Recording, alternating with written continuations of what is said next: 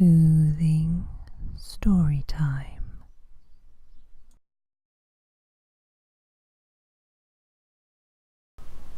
The origin of the Narran Lake. Old Byami said to his two wives, Biragnulu and Cunun Bailey, I have stuck a white feather between the hind leg of a bee, and am going to let it go, then follow it to its nest, that I may get honey. When I go for the honey, go you two out and get frogs and yarns, then meet me at Corrigal Spring, where we will camp, for sweet and clear is the water there. The wives, taking their goulets and yarn sticks, went out as he told them, having gone far, and dug out many yams and frogs. They were tired when they reached Corrigal, and seeing the cool, fresh water, they longed to bathe. But first they built a bough shade, and there they left their goulets holding their food and the yams and frogs they had found. When their camp was ready for the coming of Byami, they went, the girls, to the spring to bathe. Gladly they plunged in, having first divested themselves of their goumelas, which they were still young enough to wear, and which they left on the ground near the spring. Scarcely were they enjoying the cool rest the water gave their hot, tired limbs, when they were seized and swallowed by two couriers. Having swallowed the girls, the couriers dived into an opening in the side of the spring, which was the entrance to an underground watercourse leading to the Narran River. Through this passage they went, taking all the water from the spring with them into the Narran, whose course they also dried as they went along. Meantime Byami, unwitting the fate of his wives, was honey hunting. He had followed the bee with a white feather on it for some distance. Then the bee flew onto some but the flowers and would move no more.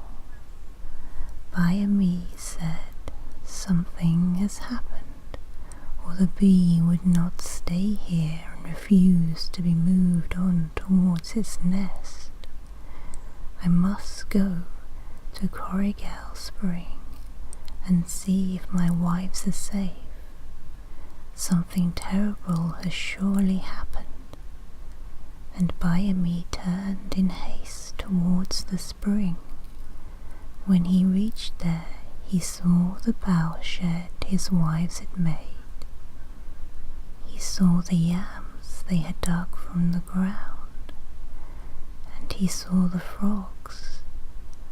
But Biragnulu and Cunun Bailey he saw not. He called aloud for them, but no answer. He went towards the spring on the edge of it. He saw the goumelas of his wives. He looked into the spring and seeing it dry, he said, "It is the work of the couriers. They have opened the underground passage and gone with my wives to the river, and opening the passage has dried the spring. Well do I know where the passage joins the Narran, and there will I swiftly go." Arming himself with spears and woggeras, he started in pursuit. Soon he reached the deep hole where the underground channel of the Corrigal joined the Narran. Then he saw what he had never seen before, namely, this deep hole dry, and he said, "They have emptied the holes as they went along, taking the water with them. But well I know the deep holes of the river. I will not follow the bend, thus trebling the distance I have to go, but I will cut across from big hole to big hole, and by so doing I may yet get ahead of the couriers."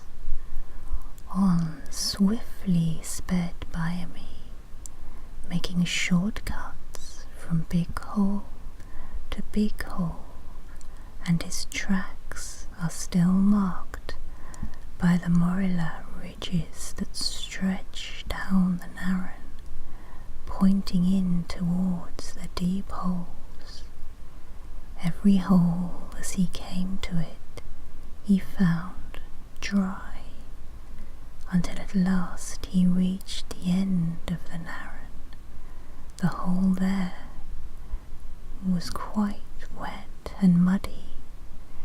Then he knew he was near his enemies, and soon he saw them.